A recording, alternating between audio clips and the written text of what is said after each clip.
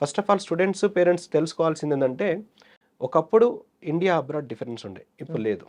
హ్మ్. ఒకప్పుడు అబ్రాడ్‌లో చదివినోళ్ళు మాత్రమే ఇండియాలో ప్రాక్టీస్, పీజీ చేయాలంటే ఎగ్జామ్ రాయాల్సి ఉండే ఎఫ్ఎంజీ. అవును. ఇప్పుడు అందరూ గూడా ఒకటే. హ్మ్. సమానమే. హ్మ్. ఇండియాలో ఫ్రీ సీట్ వచ్చినా, ఇండియాలో పెయిడ్ సీట్ కోటి, కోటిన్నర పెట్టి చదివినా, హ్మ్. ఎంబీబీఎస్ అబ్రాడ్‌లో 4A, 4B ఏదైతే national medical commission gazette release చేశారో, ఆ విధంగా క్వాలిఫైడ్ కంట్రీలో క్వాలిఫైడ్ యూనివర్సిటీలో చదివినా గాని, అందరూ గూడా end of the day course అంతా అయిపోయిన తర్వాత నేషనల్ ఎగ్జిట్ టెస్ట్ రాయాల్సిందే కంపల్సరీ. ఎవరైనా రాయాల్సిందే. గ్లోబలైజ్డ్ అయిపోయింది. హ్మ్. అది రాసి పాస్ అయితే ఇండియాలో పీజీ చేసుకునే అవకాశం ఉంది. కాబట్టి గ్లోబలైజ్డ్ అయిపోయింది కాబట్టి ఎంబీబీఎస్ అబ్రాడ్ అనేది బెస్ట్ డెస్టినేషన్. అంటే ఇంతకన్నా ముందు కంటే ఇప్పుడు ఇంకా బెస్ట్ డెస్టినేషన్. హ్మ్. సో, ఆ విధంగా మేము జార్జియాని ఇంట్రొడ్యూస్ చేయడము.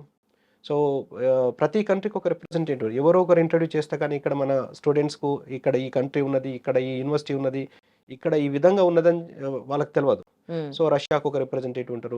కజకిస్తాన్‌కి ఒక రిప్రజెంటేటివ్ ఉంటారు. అలానే డిఫరెంట్ డిఫరెంట్ కంట్రీకి ఒక రిప్రజెంటేటివ్ ఏ విధంగానైతే ఉంటారో, ఎవరైతే ఇంట్రొడ్యూస్ చేస్తారో, హ్మ్. ఆ విధంగా జార్జియాని ఇక్కడ ఇంట్రొడ్యూస్ చేయడము. హ్మ్. సక్సెస్‌ఫుల్‌గా మనం జార్జియా నుంచి స్టూడెంట్స్ పంపించడము. హ్మ్. అక్కడి నుంచి పాస్ అయ్యి వచ్చిన తర్వాత ఇక్కడ వీళ్ళు ప్రాక్టీస్ గాని, పీజీ గాని ఇండియాలో చేయడము. హ్మ్. అక్కడి నుంచి వచ్చిన తర్వాత ఇంటర్నేషనల్‌లో పీజీ చేసిన స్టూడెంట్స్ మన భాగ్యలక్ష్మి ఎడ్యుకేషన్ సర్వీసెస్ సొంతం.